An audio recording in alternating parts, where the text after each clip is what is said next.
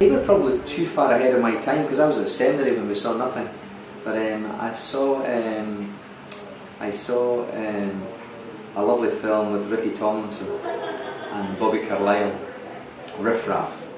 You know. Oh yeah, I reviewed that. Yeah. And that was a lot of fun, and I just thought, well, this is, and it was also because I didn't really know many people in the film industry, but of course I knew that if anybody was going to do a political film, they'd have to take somebody who was special and political. And I wrote to many people, but Ken was the only one who really got in contact with me.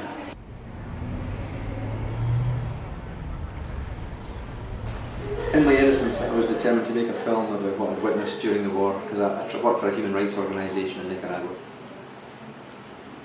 So that was Carla's song? Yes, I have. And so it was a story of a young Scottish bus driver who crosses path with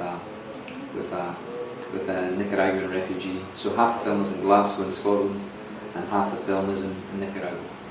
When I was a student, about 35, well, I think I was 21, and me and my brother Andy, we hitchhiked across the United States after working here in Long Island with my wonderful uncle, Uncle John, who was Irish. He was from County Limerick, same as my mum. And so we came and worked with Uncle John in Long Island for about 6 weeks, saved some money, and then we hitchhiked across the country. Everybody told us not to do it, it was very dangerous, but it turned out to be a fascinating trip, because we ended up speaking to racists, we ended up speaking to ex-Vietnam vets who were black, we ended up speaking to all sorts of people, just hitching across the country. So it gave me a sense that the country is, it's very, very different in the countryside than it is in the cities. People have an impression of the United States being, the big cities of New York and Los Angeles and San Francisco, but when you're actually standing on the side of the road and getting sunburned and waiting for too long, 5 hours by the side of a road, or 8 hours on one occasion, getting dehydrated, you begin to realise that it's actually a very big country and there are very big differences. And even then, going through Virginia and all that, up into the hills, we saw amazing poverty. We saw it was a massively divided country even then. I'd won a Fulbright scholarship to go and study USC it was. Oh. Yes, and so, but to be honest, I spent most of my time, I used the grant to research what became a film which became Bread and Roses. And when I was there, I stayed in just off MacArthur Park, just round the corner. I wanted to be in that Latino area there to research it. Yeah, so this was many years later, after being in Nicaragua. What would you say is the essence of your working collaboration with Ken? What makes it really keep going for 20 years? Because that's a long time. Yes, well, I suppose because it's a lot of fun. Yeah, it's a lot of fun. And I think you only have fun if you work with that length of time with someone who you must share a kind of a similar sensibility, I suppose. I think you'd have to share some sense of how the world works, how power operates, which is essentially a question of politics, I suppose. Not party politics, but kind of politics in a deeper sense. Values. Yeah, it's values and how you see the world and how you share it. And it would only work if there was some there was some chemistry there. Otherwise, it would just be one big long fight, wouldn't it? And it wouldn't be worth it. But also, I mean, it's like any relationship. I think it's all very, very subtle and very, very personal. And I'm not very good at reflecting on it, to be honest. I just rather do it and live it. Ken is he's a remarkable filmmaker, but before that, he's just a remarkable character. He's a friend, first of all. He's a really, really close friend. But he's very funny. He's very smart, very intelligent. But he's also a very tough collaborator. He's very demanding of himself, and obviously he's very demanding of me as a collaborator. And we do different jobs. I think that's the reason why it might work as well. I consider us both filmmakers. Ken directs, I write, and we meet in the film as filmmakers, and we try and just... It's a very organic process. We're always in conversations, we're always talking, we're always speaking. Either texting or phoning or speaking or meeting. We meet regularly, we talk regularly. Ken had previously, prior to this film, we did a film together in Ireland set in the 30s called Jimmy's Hall, and it was a period film. And there's so much more work to do to that, there's so much legwork to do, because you have to create every single frame in front of you, you have to create it, because You've got to find a house with no pylons, you know, the clothes, the hairstyles, the dancing, the music, you know, and it was very particular to 1920s and 1930s Ireland. So Ken was going back and forward to Ireland, you know, regularly for 6 months, you know, just in preparation. So he's exhausted, and because he is now 80, he's 80 years of age. And so with this one we decided we would make it very, very tight, and we wanted to do something absolutely contemporary, of the moment, and we wanted to make it, you know, so we could live off the street. So we went to, you know, a northern city called Newcastle in the northeast of England, you know, near the Scottish border. And why did you pick that city? well, it's a very vibrant city, and it's got an industrial working class history. Used to build ships there. There was lots of engineering, and I think some of these cities, they've got kind of a vibrancy and an accent and a personality of their own. And you find good people there, you know, all the people who were the extras who acted in the film, and they give it ballast, they give it energy, and they give it strength. And there was also something very interesting too, because after the banking crisis, there was a big politics in the United Kingdom of austerity, cutting back in public spending, and there was a target made of people on welfare. There's a narrative by the government of Strivers versus Shirkers, and you know, this idea that everybody in welfare is a waster and is lazy. And what was fascinating is that when they've done studies, they've found that people think that something like 25% of the welfare budget is actually claimed fraudulently. In reality, it's less than 1%. And it's dwarfed by all the people who don't pay their taxes, you know, like Trump, I suppose, who thinks it's very cool not to pay his taxes. That's what he said in the debate the other day, wasn't it? And so it's very interesting how the gap between fact and fiction, I mean, it's just massive, you know. People thinking, the average person thinking it's 25% budget is fraudulently claimed, it's less than 1%. But when you look at it, you see there was a whole campaign against people on welfare. I was wondering whether England had been at all affected by the Bill Clinton era, when there was this big thing about workfare, not welfare. Do you think that had any impact across the Atlantic? Well, I mean, it's the same kind of thinking, isn't it? Yes. Well, the Tory, the Conservative and the right wing generally of both the Labour Party and I think, and definitely the Conservative Party, have always looked to the United States. Ian Duncan Smith, who was the Minister for the Department of Work and Pensions, if I remember correctly, him or some of his colleagues came over to the United States in fact-finding missions. So I wouldn't be surprised about that, but I'm no expert, so I don't want to be, you know, pretend I'm some expert on, you know, the influence of United States apparatchiks and think tanks, right, you know, in the Conservatives. But what was very, very clear in the United Kingdom was there was a kind of vicious right-wing political decision to go after welfare. And so, for example, academics have found out that disabled people suffered 6 times more from the austerity cuts than any other sector of the population. So it's a political decision to go against the weakest, to bully them, and there was an atmosphere of tremendous bullying towards people on welfare, or people who were ill, or people who were disabled.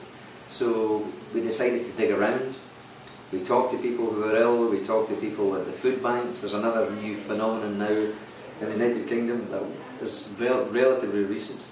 Do you have food stamps in England? Food stamps? No, we have food banks. Oh, okay, because here we have food stamps. And well, what happens is here, people voluntarily, you know, buy food and give it to food banks. So people who are hungry survive.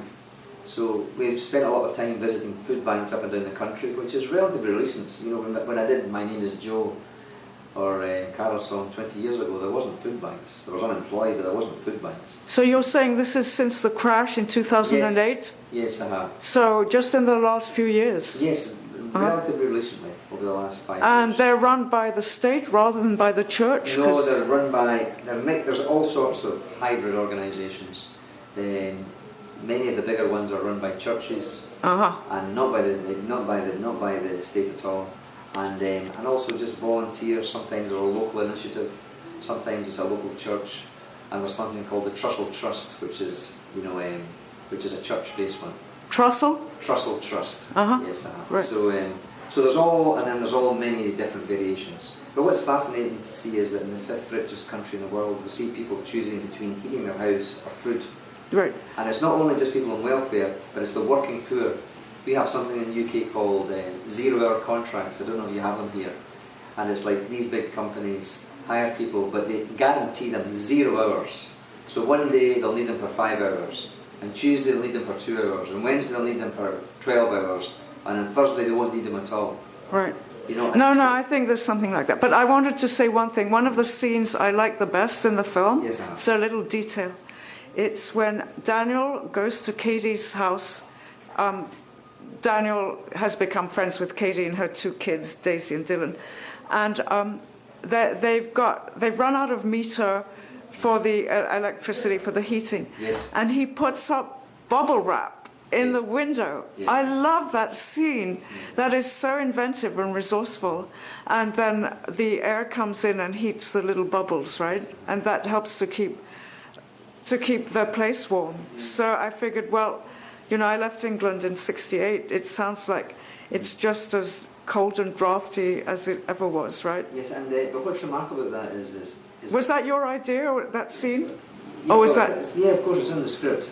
But it could have happened on the set. Yes, but it's well, it couldn't. No, it was in the script. It was in the script. Yes, of course it was. Yeah, and that's the importance of doing the research properly.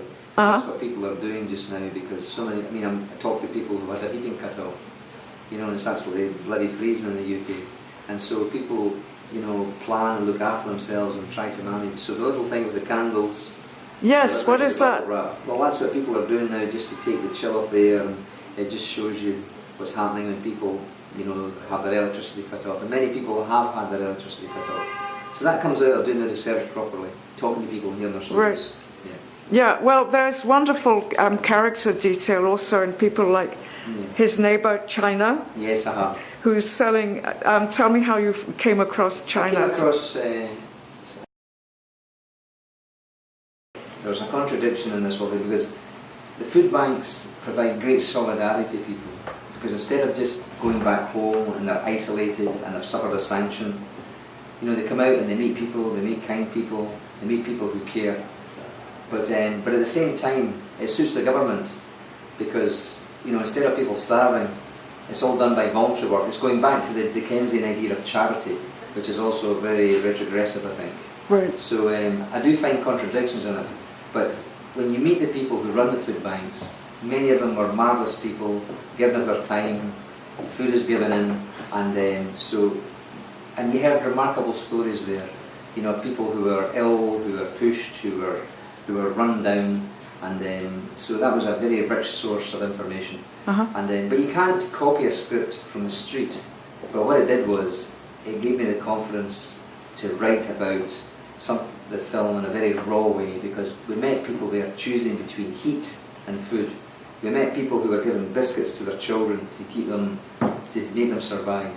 And so we decided that we thought this film should be very, very raw and very, very sparse. I mean, I think there's great tenderness, there's great solidarity between them all. Right. And even the young lads, you asked about China, for example, I heard that story about the young lads who were trying to do a deal. They were actually in contact with people in a Chinese factory.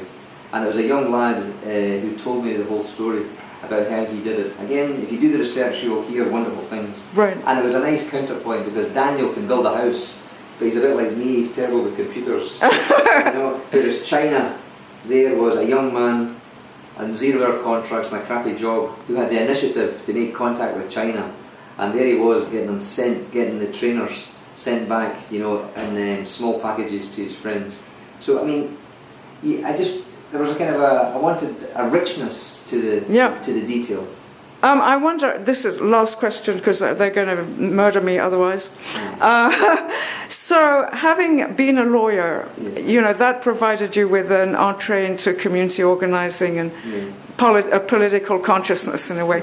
But did it also help with screenwriting, with the sort of, there is a logic to screenwriting and the sort of thriller-like aspect of the story. It's hard, I mean, I think the good thing about law is, I mean, you have to dig out the evidence, you have to look for corroboration, you have to listen to people, you have to be rigorous with the material.